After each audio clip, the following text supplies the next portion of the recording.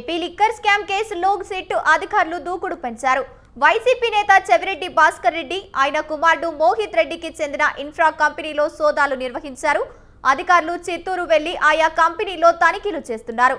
ఇక ఇప్పటికే పలు రికార్డులు పరిశీలిస్తున్నారు. మద్యం ముడుపులను కంపెనీలోకి మళ్లించినట్లుగా అధికారులకు సమాచారం అందడంతో ఈ సోదాలు చేపట్టారు.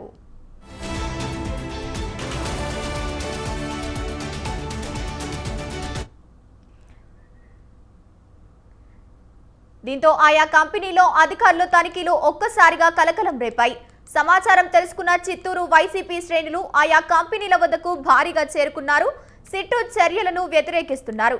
సిట్టును అడ్డు పెట్టుకుని ప్రభుత్వం కక్ష సాధింపులకు పాల్పడుతోందని వ్యాఖ్యానించారు. సోదాల తర్వాత ఏం జరుగుతుందో చూడాలి. రైట్, ఇదే అంశానికి సంబంధించి పూర్తి సమాచారాన్ని మా కరెస్పాండెంట్ సంతోష్ ఫోన్ ద్వారా అందిస్తారు. సంతోష్, చెప్పండి.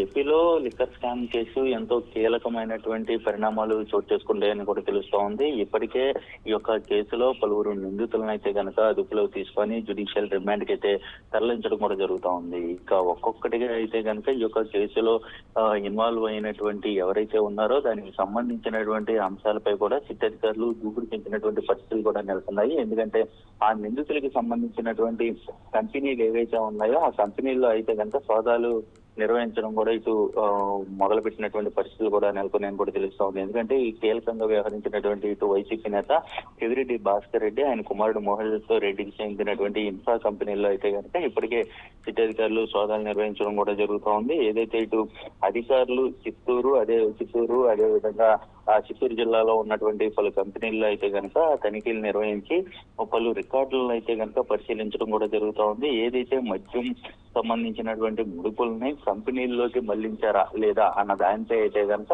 అకౌంట్స్ పై పూర్తి స్థాయిలో అయితే కనుక ఆరాధిస్తున్నటువంటి పరిస్థితులు నెలకొన్నాయని తెలుస్తా ఉంది. ఎందుకంటే ఈ యొక్క షెల్ కంపెనీలు ఏర్పాటు కావచ్చు,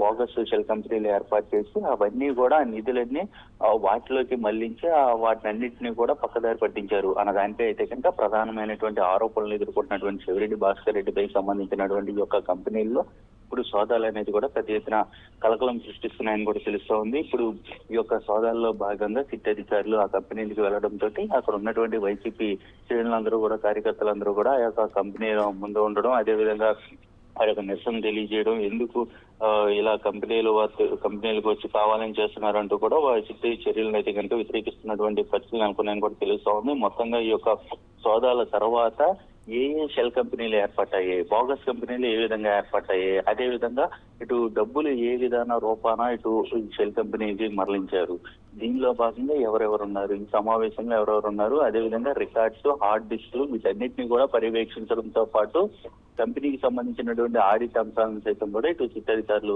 పరిశీలిస్తున్నటువంటి పరిస్థితులు కూడా నెలకొన్నాయని తెలుస్తా ఉంది. మొత్తంగా చూసుకున్నట్లయితే కనుక ఇక ఏపీ లిక్కర్ స్కామ్ కేసులో ఇప్పటికే గతంలో కూడా చూసుకున్నట్లయితే కనుక కొన్ని కోట్ల రూపాయలు ఇటు అధికారులకి దొరికినటువంటి నేపథ్యంలోనే ఏదైతే చెవిరెడ్డి భాస్కర్ రెడ్డి అనుచరుడు వెంకటేష్ నాయుడికి సంబంధించినటువంటి ఒక వీడియో కలకలం రేపిన అనంతరం కూడా ఇప్పుడు చెవిరెడ్డి భాస్కర్ రెడ్డికి సంబంధించినటువంటి కంపెనీలు యొక్క సోదాలు అనేది కూడా పెద్ద ఎత్తున చర్చనీయాంశంగా మారినటువంటి పరిస్థితులు కూడా నెలకొన్నాయి. Right, thank you Santosh.